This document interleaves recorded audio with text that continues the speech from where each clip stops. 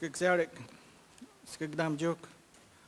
I'm sure get Gabriel Lopez, Mamja de Hakchin. Me one madagama and how much kamga.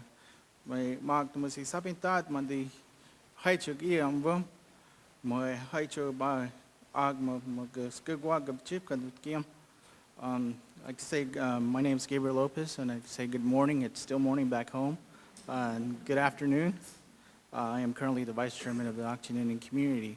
It's a great honor to be here and to tell our story of the work that we're doing back home in our community. Just to give you a brief overview of our community is one of 22 tribal nation communities within the state of Arizona. We're located approximately 40 miles southwest of Phoenix, Arizona, within the Pinal County. Our reservation is composed of 21,840 acres. 14,000 of it is dedicated to agricultural. The community is governed by a 5-member council. The community has 849 enrolled members. 85% of them are still living within the reservation. For numerous years, the community is located in a rural setting with an agricultural foundation, which continues today and will into the future. The issues impacting our community. In October of 2003, the town of Maricopa was incorporated as the 88th city within the state of Arizona with a population of approximately 3,500. With this incorporation progress to a sudden urbanization due to the vast hypergrowth surrounding the Auction Indian Reservation, in 2008, the population increased to 45,571 residents. From 2004 to 2005, there were 26 residential subdivisions that were constructed surrounding the community. Let alone in 2005, there were 17 Pinal County, City of Maricopa planning and zoning cases. Additionally, there were special requests such as improvements to washes, widening of highways, reduction of agricultural land that are beneficial to their development needs upstream and downstream from the community. These improvements would all end at the community boundary. In January of 2006, the community learned through a Pinal County zoning and planning and also the Central Arizona Association of Governments of an industrial permit use request to involve construction of a water reclamation camp facility, Campus 2.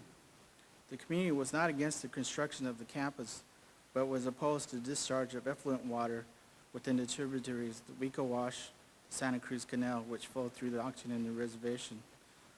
This facility would treat 13 million gallons per day at build-out. Along with the wastewater facility, the utility proposed construction of 4 additional reclamation facilities located south of the Auction Reservation. Campus 5 would discharge into Vico Wash at build-out would treat 22 million gallons. Campus 6 would discharge in Santa Cruz Wash, Santa Rosa Canal at 21 million gallons of water. Campus 7 would discharge in Santa Cruz and also into Santa Cruz Wash and would treat 18 million gallons of water per day. Campus 3 would discharge into Santa Cruz Wash at build out 50 million gallons. These residential developments and waterways improvement have potential and negatively impact the community culturally, economically, and environmentally. Some of the impacts are concerned to discharge into quality, where the quality of water is stagnant, erosion, cultural impacts, traditional matters, lack of monitoring or enforcement. With all the impacts surrounding the community, the Auction Indian Community Council in 2006 created a task force to investigate all development. The Community Council appointed the members to sit on a task force. The task force consisted of cultural resources, environmental, and planning departments, and at times legal and members of the Auction Farms Board. The task force would review neighboring city and or Pinal County planning and zoning cases.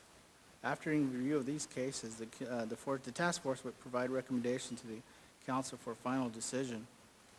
The task force periodically will attend planning and zoning meetings in the city and or state to provide comments verbally or written in various cases.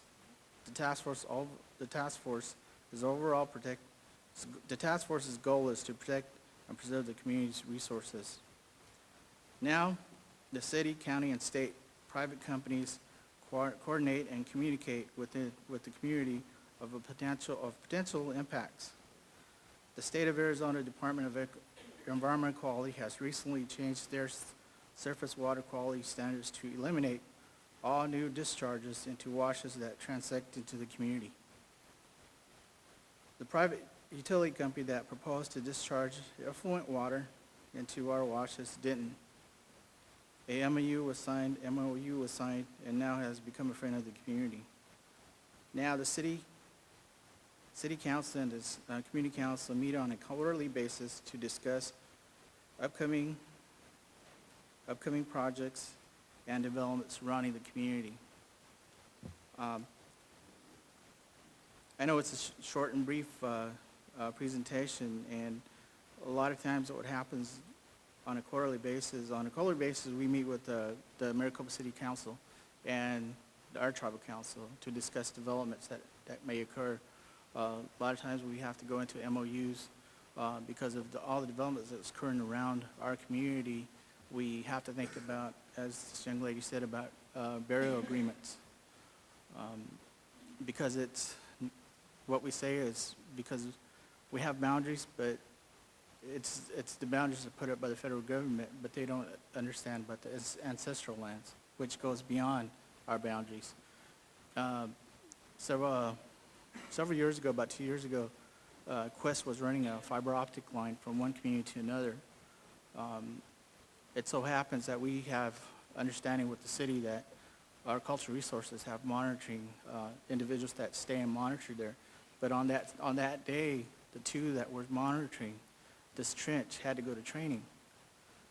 But the company had their own archaeologist there. And it was about maybe 2 feet down that they actually kind of hit what they thought was a pot. So the cultural resources director, she's female, and back home, what we do is when we deal with stuff like that, it's the men that actually go out and retrieve whatever we need to retrieve. On that day, she called me, and I got a hold of my uncle. We went out to investigate, and after further excavation, we found out it was a cremation. So it was still intact. We excavated the cremation, brought it back to the community, and safeguarded that way. So in that way, it worked. We also express to the city council that any development that happens or occurs, even with private developers, that we need that burial agreement because of such cases as this and what those mean to us. And with this case, as I wrap up my presentation, I'd just like to